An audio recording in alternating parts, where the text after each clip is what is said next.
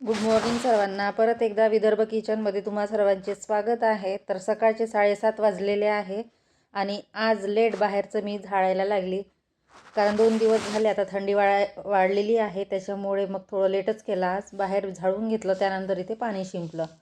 आणि काल तर पाणी टाकलेलं नव्हतं, कारण पुढे गहू वाळत घातलेले होते आणि ते काही रात्री मी उचलले नाही, त्याच्यामुळे मग म्हटलं ते राहू दिलं. त्यानंतर आज ते गहू वगैरे उचलले, त्यानंतर झाडून घेतलं आणि पाणी शिंपलं. आणि पाणी शिंपल्यानंतर पूर्ण एका झाडूने ते सगळं पाणी काढून घेतलं, नाहीतर मग काय होते की पाणी जमा राहते आणि सगळं ओलं ओलं राहते ते, त्याच्यामुळे ते पाणी काढून घ्यावं लागते. आणि व्हिडिओ थोडा मी फास्टमध्ये केलेला आहे. तर त्यानंतर हे सगळं पाणी काढून घेतलं आणि नंतर इथे एका कपड्याने पुसून घेते मी, जिथे मला रांगोळी काढायची असते त्या बाजूला. तर त्यानंतर हे सगळं पाणी काढल्यानंतर मला रूम आवरायची होती आणि आता 7:30 पावणे 8 झालेले आहे. त्यानंतर इथे या रूममध्ये टेबलची आवराआवर, त्यानंतर सोफा वगैरे आवरला, बेड आवरला आणि झाडायच्या आधी म्हटलं हा टेबल आवरून घेऊया. आणि कसं आहे, सकाळी कामाच्या वेळेसच ते आवरणं होते, नंतर कामं झाल्यानंतर मग आवरायचा कंटाळा येतो. तर त्यानंतर इथे स्टोरेज बॉक्स होता, यावर पण बरंच सामान पडलेलं होतं, ते पण काढून घेतलं. आणि नंतर इथे थोडं सुकलं तर म्हटलं रांगोळी काढून घेऊया. आणि आता ऊन आहे तर छान वाटते, थंडी आहे पण ऊनही तशीच असते आता. त्यानंतर 12 वाजलेले आहे आणि बाहेरचं वातावरण बघू शकता, पुढे ऊन आहे आणि आमच्या इकडे दारापुढची ऊन गेलेली आहे. सहसा तर खूप कमी वेळ असते. त्यानंतर स्वयंपाकाची तयारी, आणि आज जास्त काही मी व्हिडिओ शूट केलेला नाही, थोडक्यातच केलेला आहे. त्यानंतर इकडे किचनमध्ये आली की तिकडचं दार बंद करावे लागते आणि त्याच रूममध्ये असलं तर इकडचं. आणि माकडं तर नेहमी असतातच मागच्या साईडला, कधी येईल सांगता येत नाही. त्यानंतर इथे स्वयंपाकाची तयारी. तर स्वयंपाक असा सिंपलच करायचा होता आज, भात आणि बेसन. तर बेसन पत्ता कोबीचं करणार आहे मी. आता 8 दिवस झाले भाजीपाला आणलेला होता, सर्व भाजीपाला संपला. आता ही कोबी राहिलेली होती आणि सुकल्यासारखी झाली. म्हटलं आता कोबीची भाजी तर फारशी आवडत नाही, तर हे बेसन करून घेणार आहे. त्याआधी इथे थोडे चिप्स तळून घेतले आणि नंतर त्यातच भाजी फोडणी घालणार आहे. तर भात होत आलेला आहे आणि आता हे पत्ताकोबीचं बेसन. तर मी कशा पद्धतीने करते ते थोडक्यात तुम्हाला सांगते. पत्ताकोबी छान कट करून घेतलेली आहे आणि ताजी फ्रेश असली तर छान होते. आता ही सुकलेली होती आणि 8 दिवस झालेले होते, त्याच्यामुळे मग थोडी सुकल्यासारखी झाली. तर असो, ती बारीक छान कट करून घेतली. आणि यामध्ये आता एक टोमॅटो, कांदा आणि आलं लसूण पेस्ट, सोबतच हिरव्या मिरच्या. आता हिरव्या मिरच्याचं ते बेसन छान होते, पण मिरच्या कमी होत्या, त्याच्यामुळे मी यामध्ये तिखट वापरणार आहे. कामं करता करता कसे 12-1 वाजतात लक्षात येतच नाही. आणि मग वेळ झाला की मग स्वयंपाक करायचाही कंटाळा येतो. तर रात्री फ्रीज बंद ठेवलेला होता, त्याच्यामुळे मग मी टोमॅटो काही आधीच काढून ठेवलेले नाही, नाहीतर मग स्वयंपाक करायच्या आधी अर्धा तास आधी बाहेर काढून ठेवत असते. म्हणून मग आता काही काढलेलं नाही ते. आणि फ्रीज उशिराच सुरू करते, सकाळी 8-9 वाजता मी चालू करून देते, दिवसभर राहू देते आणि संध्याकाळी परत 8ला बंद करते. त्यानंतर इथे एक टोमॅटो घेतलेला आहे. आता भाजीपाला सगळं संपलेला आहे, फक्त टोमॅटो बाकी आहे, ते मला आणायचे होते.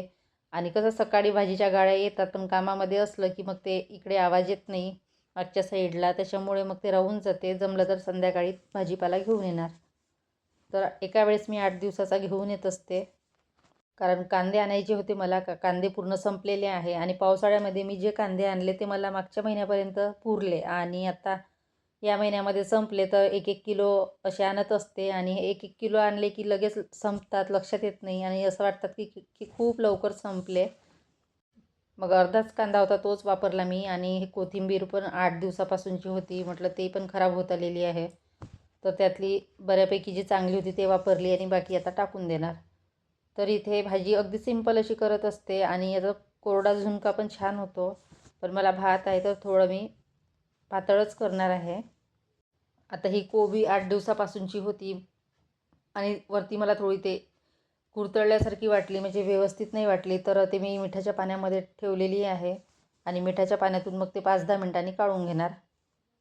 आणि आज व्हिडिओ एडिट करताना मला खूप वेळ गेलेला आहे. व्हिडिओ तर एडिट झाला, पण व्हॉईस ओव्हर देताना मला 3-4 वेळा तो कट करावा लागला, कारण काय की आमच्या बाजूला गजानन महाराजाचं पारायण होतं, त्याच्यामुळे खूप आवाज होता आणि व्हॉईस ओव्हर केल्यानंतरही आवाज येत होता. त्यामुळे मग मी 3 ते 4 वेळा तो कट करून परत व्हॉईस ओव्हर दिला, तेव्हा कुठे ते व्यवस्थित झालं. आणि त्यानंतर इथे भाजीला फोडणी द्यायची होती, तर मिरची पावडर संपलेलं होतं. थोडंसं होतं ते काढून घेतलं मी डब्यात आणि तो डबा घासायला ठेवला. आणि मी असंच करते, एखाद्या डब्यातली वस्तू संपली की लगेच तो घासायला टाकून देते.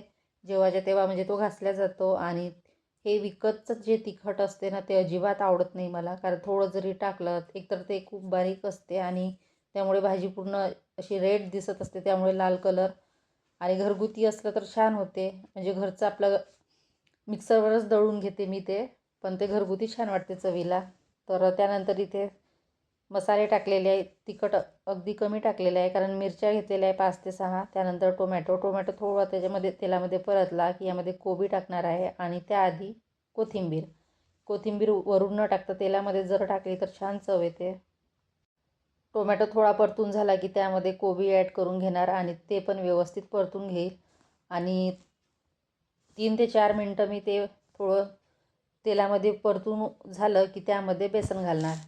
आता छान वाफ आली तर यामध्ये 3 ते 4 चम्मच बेसन ॲड करून ते परत परतून घेणार. आणि तुम्हाला जर सुका पाहिजे असेल तर पाणी वरून शिंपून करू शकता, पण मला इथे भातासोबत पाहिजे तर थोडं मी यामध्ये पाणी ॲड करणार आहे. तर पत्ताकोबीची भाजी तर असं कोणी खात नाही. सहसा तर आमच्याकडे पत्ताकोबी असतेच, पण मला ती भाजी अजिबात आवडत नाही. ती भाजी असली की मी दुसरं काहीतरी करत असते, टमाटरची चटणी वगैरे. आणि मला कोफ्ते करायचे होते, पण मग मी ते वेळेवर कोबी छान नव्हती, म्हटलं जाऊ द्या, मग हे बेसनच केलं. तर अशा पद्धतीने पत्ताकोबीचं बेसन केलेलं आहे. सुकं पण छान होते. त्यानंतर संध्याकाळी भाजीपाला आणलेला आहे. संध्याकाळचे 6 वाजले. त्याआधी म्हटलं भाजीपाला निवडायच्या आधी मला दिवावात करायची होती, कारण 6 वाजलेले होते आणि दिवस लगेच जातो आता हिवाळ्याचा. तर इथे देवपूजा केली की त्यानंतर भाजीपाला निवडायला बसेल.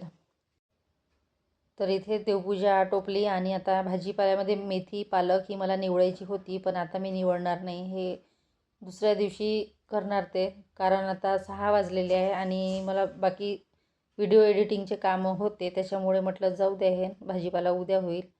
थोडा कंटाळा केला. तर त्यानंतर इथे भाजीपाला काढून ठेवते फक्त. आणि संध्याकाळचं सहसा मी भाजीपाला आणत नाही, सकाळी आणत असते. सकाळी कसं ताजा आणि फ्रेश मिळतो, पण मला फक्त कांदे आणायचे होते आणि भाजीपाला मी दुसऱ्या दिवशी आणणार होती. पण मेथी आणि पालक छान दिसली म्हणून मग ते पण घेऊन आली. भरताचे वांगे, सोबतच कारले आणि कोथिंबीर, मिरची. बाकी तर टमाटर वगैरे घरी होतेच. बाकी भाजीपाला मी 1-2 दिवसांनी पुन्हा आणणारच आहे. सध्या हे 2-3 दिवसापुरतं आणलेलं आहे, कारण मेथी आणि पालक एकाच दिवशी होईल आणि दुसऱ्या दिवशी वांगे. तर अशा पद्धतीने माझा आजचा छोटासा व्हिडिओ होता. आवडला असेल तर लाईक करा, शेअर करा, सबस्क्राईब करा. त्यानंतर इथे सर्व भाजीपाला काढून घेतलेला आहे आणि कांदे एका टोपलीमध्ये ठेवलेले आहे. कांदे 1 किलो आणले, जास्त काही आणले नाही मी, कारण मला ते मार्केटमध्ये तिकडे जाऊन आणायचे आहे, जिथे ठोकमध्ये मिळतात. तर रविवारी असते आमच्याकडे तो बाजार, तेव्हा आणणार. सध्यापुरते मी 1 किलो आणलेले आहेत. चला मग भेटूया नेक्स्ट व्हिडिओमध्ये. तोपर्यंत बाय बाय.